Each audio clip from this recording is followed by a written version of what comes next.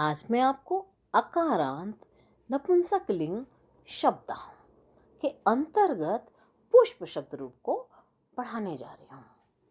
पुष्प का अर्थ होता है फूल। आप देखते हो फूल होते हैं, गुलाब का फूल, कमल का फूल, सब तरह के फूल होते हैं। तो फूल को संस्कृत में पुष्प कहते हैं। इसमें भी आप देखिएगा, आपको दिखाती हूँ कि देखो 7 विभक्ति और संबोधन है। ठीक है, तो ऐसे ही इसकी 7 विभक्तियाँ होती हैं। अब हम आपको इसका उच्चारण करना भी सिखाएंगे और कैसे आप प्रयोग करोगे ये भी सिखाएंगे। विभक्तियाँ आप देखा, वचन एक वचनम एक के लिए, द्विवचनम 2 के लिए, बहुवचनम 3 या 3 से अधिक के लिए प्रयोग किया जाता है। प्रथमा में पुष्पम पुष्पे पुष्पाणि, पुष्पम पुष्पे पुष्पाणि। ठीक है, द्वितीया में कैसे बोलोगे? पुष्पम, यानी फूल को कोई बात कह रहे हो, फूल को चढ़ा दो तो आप पुष्पम कहोगे। बहुत सारे फूलों को चढ़ाना है तो पुष्पाणि हो जाएगा।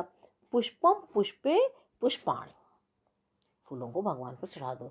वह फूलों के द्वारा ऐसा करना है। जब तृतीया में पुष्पेण, पुष्पाभ्याम पुष्पै है।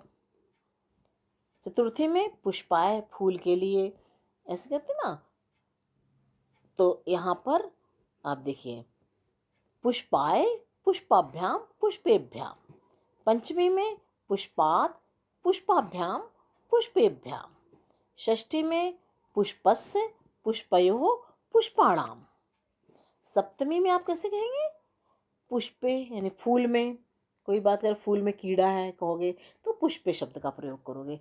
पुष्पयोः पुष्पेषु, यानी सप्तमी का प्रयोग करेंगे। संबोधन में है हे पुष्पे,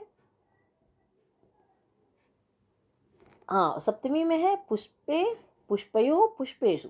संबोधनम में हे पुष्पे द्विवचन में, हे पुष्पाण बहुवचन में। आपने भी देखा शब्द रूप ऐसे एवं इसी तरह से आप फल के, पुस्तक के, नगर, मित्र, उद्यान, ये सारे नपुंसक लिंग के शब्द हैं। इसीलिए आपको बताया जा रहा है कि इनकी पुष्प की तरह ही आप इन सारे शब्दों के शब्द रूप चला सकते हैं। इत्यादि नाम अकारांत नपुंसक लिंग शब्दा नाम रूपाणि भवन्ति। इनकी तरह ही अकारांत नपुंसक लिंग के शब्दों के रूप भी होते हैं। आप ऐसे ही आप चला सकते हैं। जैसे पुष्पम पुष्पे पुष्पाणि का आता, फलम फले फलानि, फलम फले फलानि है ना, फलेन फलाभ्याम फल है। तो आप ऐसे चला सकते हैं, आप इनकी तरह ही। तो आपको ऐसे ही जैसे मैं और मैं बताती हूँ, इसमें भी बता देती हूँ। आपने ध्यान दिया, प्रथमा और द्वितीया एक सा है, आप देख रहे हैं। आप यदि प्रथमा याद कर लेते तो आपको द्वितीया समझो याद हो गई। पुष्पम पुष्पे पुष्पाणि, पुष्पम पुष्पे पुष्पाणि सेम है, कुछ भी कठिन नहीं है। ठीक है, तो आप यदि थोड़ा सा आप बस ध्यान दीजिए। आप देखिए यहाँ पर पुष्पाभ्याम पुष्पाभ्याम, तृतीया और चतुर्थी पंचमी में द्वितीया में एक से चलता है, पुष्पाभ्याम पुष्पाभ्याम पुष्पाभ्याम। ऐसे पुष्पेभ्या देखिए, पुष्पेभ्या आप देख रहे हैं, ये चतुर्थी और पंचमी के बहुवचन में पुष्पेभ्या पुष्पेभ्या। ठीक है, आप बड़े सरलता से इसे याद कर सकते हैं। और आगे भी आप देखिए, यहाँ पर ये आप देख रहे हैं कि ये षष्ठी और सप्तमी है। इसके षष्ठी सप्तमी के 2 वचन है, पुष्पयो पुष्पयो।